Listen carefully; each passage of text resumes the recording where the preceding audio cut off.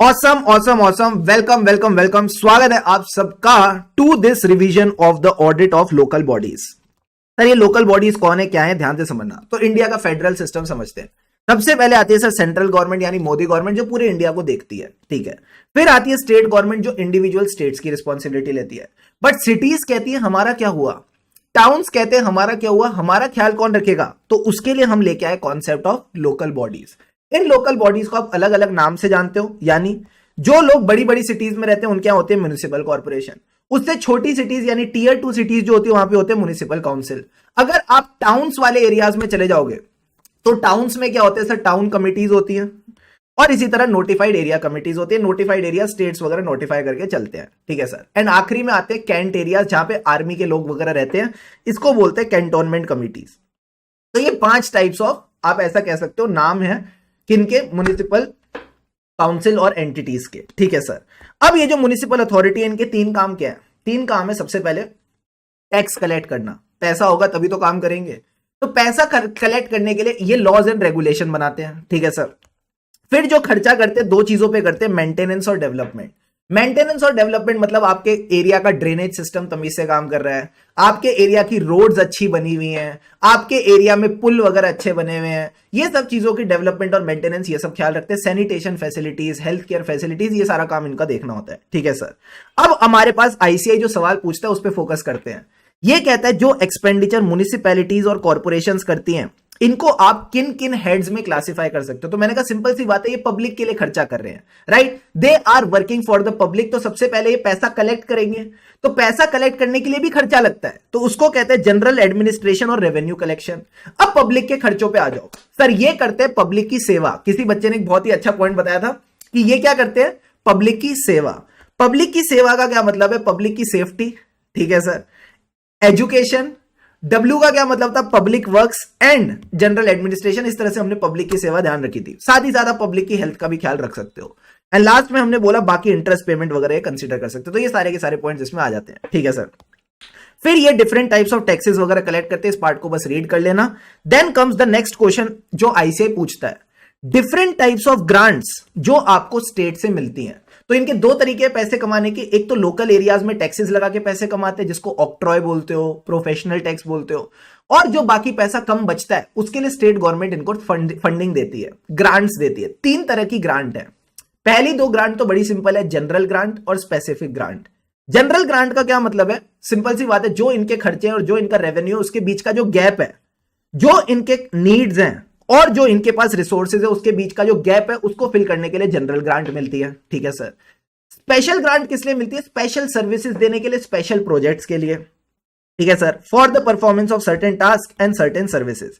And आखिरी में आता है स्टैट्यूटरी एंड कंपेंसेटरी ग्रांट, जिसका नाम आपने पहले कभी भी सुना होगा, जीएसटी कंपेंसेशन सेस। हाँ, उससे आप इसको रिलेट कर सकते हो कि जैसे जैसे जीएसटी आया कई सारे लोकल जो टैक्सेस थे वो खत्म हो गए।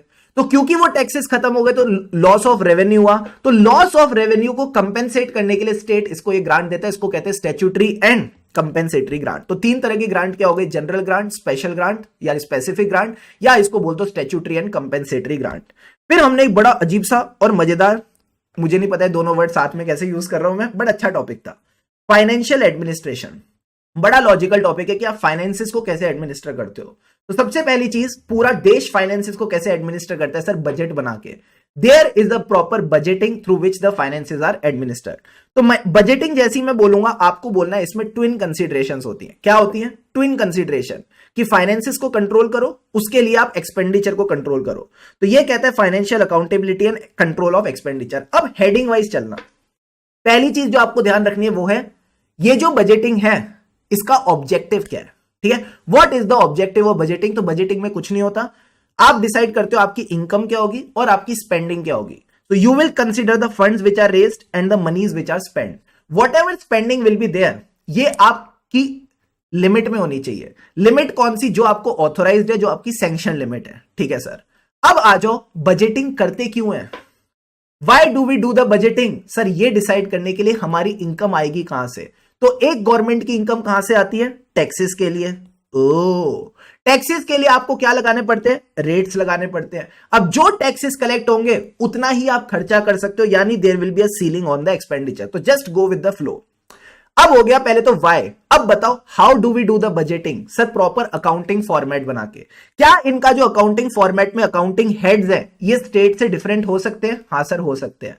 और इसमें एक अजीब सी बात क्या थी, कैपिटल और रेवेन्यू आइटम्स को ये बाइफरकेट नहीं करते, they don't bifurcate the capital और रेवेन्यू आइटम। तो कैपिटल आइटम के बारे में पता कैसे चलेगा?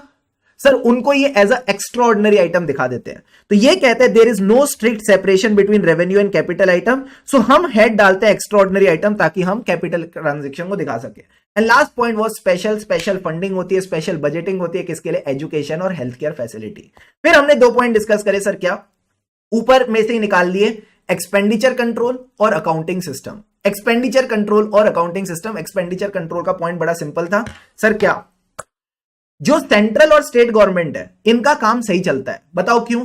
क्योंकि लॉ बनाने वाला अलग है, एग्जीक्यूशन करने वाला अलग है।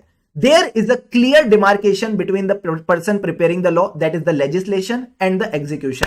क्या लोकल गवर्नमेंट में भी ऐसे ही होता है? नहीं सर, यही तो प्रॉब्लम है, यही तो प्रॉब्लम है। There is a integration between the legislation and execution, इस वजह से execution gets difficult.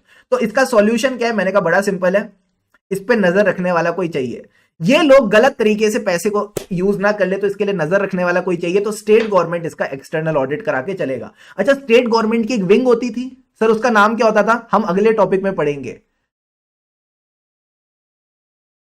Audit wing, local fund audit wing of the state government. क्या यही नाम था? Come on, yes sir, local fund audit wing of the state government. इसका काम होता है ऑडिट करना, तो ध्यान रखना। अब इसके बाद आ जाते हैं हमारे topic, objective of the audit. This is one question I feel ICI can ask in the exam. बहुत बार पूछा है, आईसीआई के स्टडी मटेरियल में पूछा है, रीसेंट आरटीपीज एमटीपीज में पूछा है, so very very likely to be asked. Auditor का ऑब्जेक्टिव क्या है सर? लोकल बॉडी का ऑडिट करते वक्त सर जब भी कोई लोकल बॉडी देखेंगे उसके अंदर कुछ 4-5 क्वालिटीज होनी चाहिए। बताओ क्या? मैंने कहा सबसे पहले तो सर वो फेयर होनी चाहिए, ठीक है, कहीं ना कहीं सबको इक्वली ट्रीट करे। तो हमें देखनी है fairness and fairness of the content and presentation of financial statement. साथ ही साथ उसके अंदर स्ट्रेंथ होनी चाहिए। स्ट्रेंथ का क्या मतलब था? Strength and weakness of the internal control. अगर इंटरनल कंट्रोल अच्छे है तो prevention and detection of errors and frauds हो जाएगा। Very good. सामने वाली बॉडी का वैल्यू सिस्टम भी अच्छा होना चाहिए। वैल्यू सिस्टम का क्या मतलब था? हमें देखना है कि जो भी खर्चा हो रहा है क्या उससे प्रॉपर वैल्यू क्रिएट हो रही है, whether the value is being fully created on the resources spend. And last point था सामने वाला बंदा लॉज रेगुलेशन से कंप्लाई करे ताकि कहीं जेल ना चला जाए। तो ये आपने ध्यान रखना है, adherence to the legal and administrative requirement. ये सारे के सारे पॉइंट्स डन डन डन। अब यही जो ऑब्जेक्टिव्स ऑफ ऑडिटर है यही ऑडिटर के कंसर्न बन जाते हैं। अपॉइंटमेंट की बात हमने ऑलरेडी कर ली कि अपॉइंटमेंट कौन करेगा? लोकल फंड की audit wing, local fund audit wing जो होती है स्टेट गवर्नमेंट की वो करेगी। बट अगर कोई बड़ी म्युनिसिपल कॉर्पोरेशन है जैसे कि दिल्ली, जैसे कि मुंबई, वो खुद अपना एक्सटर्नल ऑडिटर अपॉइंट कर सकते हैं। देन एक साथ 3 पॉइंट कवर कर लो फटाफट। खर्चा क्या होना चाहिए? सर खर्चा सबसे पहले लॉज एंड रेगुलेशन के हिसाब से होना चाहिए। उसको क्या बोलते हैं? लीगल होना चाहिए, इसको बोलते हैं रूल्स एंड रेगुलेशन, ठीक है सर। उसके बाद खर्चा ऑथराइज्ड होना चाहिए, चाहे जनरल या स्पेशल। फिर आखिरी में आपने देखना है कि खर्चे के लिए आपने प्रोविजन बनाया कि नहीं। एंड लास्ट पॉइंट है उसका परफॉर्मेंस ऑडिट होगा कि जब आप खर्चा करोगे तो क्या वो आपने इफेक्टिवली किया। सबसे पहले क्या वो इकोनॉमिकली किया, क्या उसमें एफिशिएंसी थी, क्या उसमें इफेक्टिवनेस थी। मतलब इकोनॉमी मतलब सबसे कम से कम खर्चा, एफिशिएंसी मतलब minimum input for a given output, and effectiveness का मतलब है आपके टारगेट अचीव हो कि नहीं। So as a inter student क्या आपकी पढ़ाई कम से कम खर्चे में हो गई? क्या आपने कम से कम टाइम में अपना पेपर क्लियर किया? एंड लास्ट में effectiveness is what, whether you clear your exam और नॉट। क्या आप एग्जाम क्लियर करोगे? हाँ सर करेंगे। तो इस तरह से अच्छे से मन लगा के पढ़ते रहोगे, डेफिनेटली एग्जाम क्लियर करोगे। तो meet you all in the next class. यूं ही खुशी खुशी मन लगा के पढ़ते रहें, क्योंकि खुशी से पढ़ेंगे तभी आगे बढ़ेंगे। हम है राही ऑडिट के, फिर मिलेंगे चलते चलते। Have an awesome day ahead, take care all.